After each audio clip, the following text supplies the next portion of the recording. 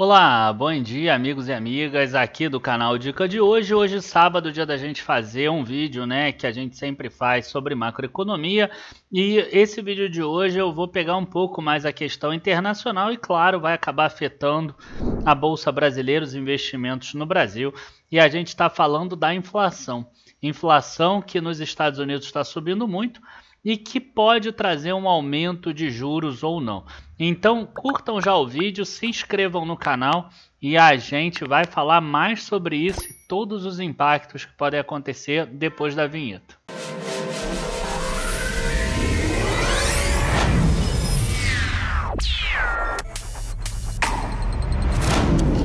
Bom, pessoal, antes da gente continuar, lembrando para vocês que a gente já está em fase final da nossa venda, do nosso treinamento de curso de fundos imobiliários e REITs. Os links estão aqui na descrição do vídeo, vale a pena clicar lá, dar uma olhada na página inteira. E ainda a gente vai ter a última live do workshop nessa segunda-feira, agora vale a pena acompanhar também. Bom, vamos passar um pouco com relação à inflação nos Estados Unidos e vocês vão entender porque que é importante da gente falar isso. Hoje eu estou gravando aqui na quarta-feira, antes de 3h30, que é a hora que o Jerome Powell, que é o presidente do Federal Reserve, né, uma espécie do Banco Central americano, vai acabar falando com relação à ata dos juros. Então, tem uma expectativa aí para ter uma ideia de quando acaba esse patamar de juros tão baixos lá nos Estados Unidos. Uma subida dos juros, em tese, poderia trazer uma aversão de risco maior global. Tá? Então, essa é em tese. Tá? Vamos ver o que vai acontecer. Então, aqui, por que a gente está achando que o mercado dos Estados Unidos em algum momento, e talvez antes do que o mercado espera, o mercado hoje espera em 2024 só, o mercado talvez vai começar a precificar uma alta dos juros anterior. Né? Por quê? Porque os preços ao consumidor aqui, ele pula o maior patamar desde 2009, tá? E 2009 a gente sabe que foi depois da crise lá do subprime. Né? Então hoje você vê que a inflação dos Estados Unidos estava super controlada, aí veio a Covid, com a Covid você teve uma freada na oferta e da demanda de produtos, e aí depois a gente tem aqui um período em que você tem muita demanda por produtos, lembrando que isso aqui é o que eles chamam de inflação núcleo, né? O núcleo da inflação que exclui comida e energia. Lá nos Estados Unidos a energia é calculada pela variação de mercado. Então se o petróleo sobe, a energia sobe junto, né? Os combustíveis sobem juntos e etc. Assim como o preço dos alimentos, né? O alimento sobe lá, sobe direto, não é igual aqui no Brasil, que tem algum controlezinho para repassar um pouco mais devagar, nem nada disso. Então o melhor índice de inflação é exatamente o núcleo da inflação do IPC, né? Que a gente chama aqui, lá em inglês é CPI.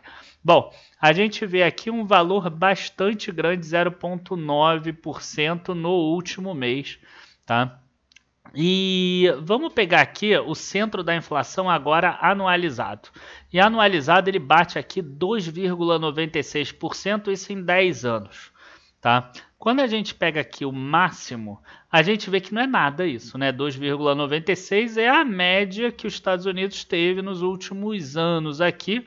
E claro, bem abaixo aqui, ó, aqui foi o choque lá do petróleo, que chegou a bater 13,28%, mas o que acontece quando você tem uma inflação muito grande? Quando você tem uma inflação muito grande, você acaba precificando um futuro de aumento de juros. Precificando um aumento de juros, o que acontece com as ações? As ações caem de preço. Por quê? Porque passa a ter uma concorrência da renda fixa. Então, quando a gente vai aqui para o rendimento dos Estados Unidos em 10 anos, a gente tem esse 1,635 aqui, que você vê que é muito superior a esse 0,53 que ele teve lá atrás em 2020. Só que se a gente pegar pré-pandemia aqui 2019, é o mesmo patamar de valor. Tá? Então os Estados Unidos hoje ele está precificando, mesmo assim, o juro de 10 anos no mesmo patamar que estava lá atrás. Logo, se você tiver uma alta real da inflação, né, a gente viu ali uma inflação de 2,9, se a inflação de longo prazo for 1,6, o real seria menos 1,3. Então, será que os Estados Unidos vai subir isso aqui? Será que ele vai vir para essa média aqui, ó, de 2008, 2010, ó, que precificava aqui em 3%, 3 e alguma coisa? Se isso acontecer, a gente tem um tombo das ações lá nos Estados Unidos, e você também tem uma migração clara de investimentos que saem dos mercados emergentes e do Brasil também para os Estados Unidos, tá? Então, eles estão nesse ponto. Só para vocês terem uma ideia, eu peguei aqui o Brasil há 10 anos também, tá? E se a gente comparar aqui, pegar 2019, por exemplo, a gente viu lá atrás que os Estados Unidos estavam no mesmo patamar. Ó, 2019, o final de 2019 ali quando eu peguei, a gente tinha uma taxa aqui em torno de 6,4, 6,8, 6,7 para o Brasil. O Brasil já está precificando com 9,4. Então, nesse jogo de risco, a percepção de risco no Brasil já está mais precificada nas ações do que nos Estados Unidos. Então, existiria uma tendência maior, se tiver uma alta de juros, de queda lá nos Estados Unidos do que no Brasil. A grande questão é, se você tem uma queda de juros nos Estados Unidos, você acaba jogando o câmbio lá para cima, porque existe um risco global. E aí, com o juros, com o dólar subindo, talvez, mesmo com uma queda talvez de 20% nos Estados Unidos e 5 ou 10% no Brasil, com a diferença do câmbio, pode ser que ainda vale a pena nos Estados Unidos. Então, o que eu quero mostrar para vocês nessa primeira parte do vídeo é que vale a pena ter uma diversificação. Você ter uma carteira completa e não ficar tentando adivinhar, porque é impossível você saber o que vai acontecer nesse momento. Ninguém passou por uma pandemia antes, ninguém passou por um choque de oferta e demanda tão grande, problemas tão grandes na cadeia de suprimento para saber exatamente, agora vai acontecer isso, agora vai acontecer aquilo. Então a melhor coisa num momento desses é você ser o mais passivo possível. Passivo é você ter uma estratégia que você vai ter X% no exterior e executar. Eu vou ter X% em fundos imobiliários e executar. Eu vou ter X% em ações de dividendos mais constantes, etc. E eu vou executar. Não importa se o coleguinha do lado ali ganhou tantos por cento com aquela nova criptomoeda. Ou se o outro coleguinha pegou um miquinho desses da bolsa e cresceu bastante. Tá? Se você quiser botar um percentual para esse tipo de estratégia, ok, coloque lá também. Mas siga o percentual. Você vai ter lá 1% no miquinho, 2% na criptomoeda. Beleza. Tá? Mas siga o percentual. Seja o mais pragmático possível nesse período. Agora, uma coisa que chama atenção, que é a segunda parte desse vídeo, que talvez seja um alento para quem é investidor no Brasil, é o seguinte, tá? E aí eu vou pegar esse ponto daqui. Esse aqui é a taxa de juros dos Estados Unidos e aqui é a taxa de juros spot, né? Não é a taxa de juros de 10 anos, é a taxa de juros real. Uma coisa que é engraçada aqui, eu acho que a maioria das pessoas vai entender quando eu falar isso, porque quem me segue não é tão iniciante. Então, olha só, quando a taxa de juros subiu nos Estados Unidos, em 1999 subiu. Aqui, de 2004 até 2007 subiu. E agora, de 2016 até 2019 subiu. Cara, assim, eu não tenho o gráfico da bolsa, mas eu acho, até tenho aqui. Deixa eu pegar aqui no Profit Chart. No Profit Chart eu tenho aqui o gráfico da bolsa e a gente vai conseguir mostrar isso. As épocas de 1999, de 2004 a 2007 e depois de 2016 a 2019. E é algo muito legal da gente mostrar aqui. E eu vou voltar lá atrás, olha só. O que aconteceu?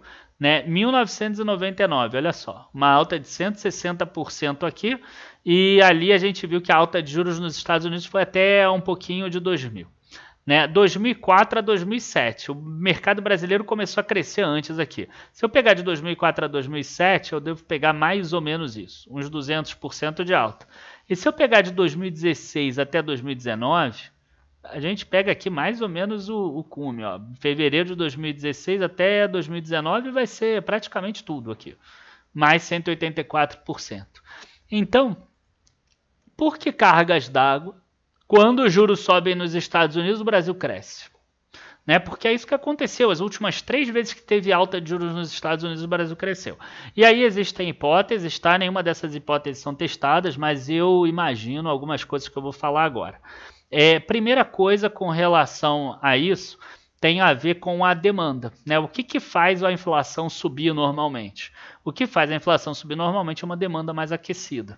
Né? Então, com uma demanda mais aquecida, e se isso continuar acontecendo e a gente vê que o PIB dos Estados Unidos está crescendo, então está jogando a inflação mais para cima, o que acontece é que o Brasil, por ser exportador, e principalmente exportador dessas matérias-primas, dessas commodities, em todos esses períodos aí tiveram altas de commodities, a gente vai ter um ganho na nossa balança comercial e a gente vai conseguir ser um pouco mais superavitário. Então, quer dizer, a questão fiscal do Brasil melhora com essa alta de juros dos Estados Unidos, porque melhora os produtos que são exportados do Brasil. Então, quando eu falei lá 3 meses atrás que talvez a sorte do Brasil seja que o Brasil, né, quando a gente falou de orçamento, a sorte do Brasil seja que o petróleo vai subir e o royalty do Brasil vai ser muito maior do que ano passado, assim como de exportadoras, então isso pode trazer um dinheiro que nem mesmo o governo estava esperando na arrecadação, é exatamente isso. Tá? A gente está começando a vislumbrar esse cenário. Então o Brasil exporta bastante, acaba arrecadando imposto, melhora a situação fiscal e aí o juro do Brasil ele cresce porque não tem jeito, né? Se os Estados Unidos cresce, o Brasil vai ter que crescer junto, acaba tendo alguma inflação nos Estados Unidos, mas movimenta a economia local. E aí olha só o que aconteceu com o spread, que é a diferença entre Brasil e Estados Unidos de 2016 a 2019, que foi o período que os Estados Unidos subiu os juros. O spread é a diferença entre Brasil 10 anos e Estados Unidos 10 anos. Olha como ela cai aqui em cima, né? Que era 1.400 pontos, ou seja, 14% acima dos Estados Unidos, e cai aqui para 4,64%, acima dos Estados Unidos em 2019. Hoje ela é 7,82%. Então a gente acaba tendo essa redução de spread porque a alta de juros dos Estados Unidos normalmente é por uma inflação que está mais aquecida. Essa uma inflação que está com consumo mais aquecido. Esse consumo mais aquecido demanda mais material e exportação que vem do Brasil também. E aí melhora a arrecadação de impostos. Com a melhora da arrecadação de impostos, melhora o fiscal.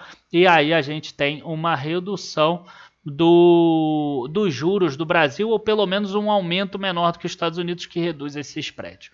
Então, acaba que tem sido favorável para o Brasil. Então, o que eu quero mostrar nesse vídeo é o seguinte, a situação do mundo ela é um pouco crítica? Eu estou falando que o Brasil vai descolar dos Estados Unidos, ele vai subir os Estados Unidos e cair? Não falei isso em nenhum momento, então não enche o saco lá no comentário. Tá? Se os Estados Unidos despencar em 30%, 40%, o Brasil vai sentir também. Agora, o que a gente tem visto é que o Brasil, quando tem uma situação dessa de juros, de alta de juros um pouco mais lenta, né, que não seja aquela alta de juro tão forte assim, a gente consegue ver que o Brasil tem uma recuperação interessante por causa desses patamares. Então isso me faz ficar um pouco mais otimista com relação à Bolsa, até porque o Copom começou a trabalhar e começou a subir os juros de forma direito, né? Começou a não ficar imaginando que o Brasil era Suíça e manter lá os 2%. Por fim, aqui no vídeo de hoje, uma matéria que é importante com relação à inflação do Brasil, né, que acabou de sair agora de manhã, do dia que eu estou gravando, e inflação segundo a prévia aqui de 2021 agora, aqui, acabou de sair, ó, 22 minutos atrás, eu estava na outra tela vendo, e ela sobe 3,83% na segunda prévia com relação ao IGPM, muito acima do consenso dos analistas, que estava ali em torno de 2,7 mais ou menos. Então a gente volta a ter uma pressão forte aqui na inflação dentro do Brasil também. E está a inflação aonde? A inflação está em cima do IPA, que era aquele antigo índice de preço do atacado, que agora chama índice de preço ao produtor amplo. tá? Então, o número reflete o aumento no preço de commodities minerais e agrícolas, ó, de menos 3,22 para 18,30. Isso aqui é dinheiro entrando a rodo nas empresas agrícolas e nas empresas de mineração, né? Então a gente vai ver resultados muito fortes dessas empresas. Ó, cana-de-açúcar aqui, ó, Cosan, Jales Machado, São Martinho, enfim, né? Ó, soja em grão, ó, aqui embaixo, SLC, por exemplo.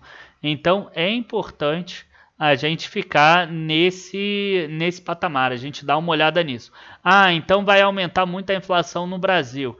A inflação no Brasil ao consumidor arrefeceu, ela cai, né? Então ela cai a 0,48 contra 0,65. Se você pegar 0,48 todo mês é alto, vai dar uns 6% no ano, é acima daquilo que o Brasil espera, mas diminuiu em relação ao ano anterior, em relação ao mês anterior, desculpa.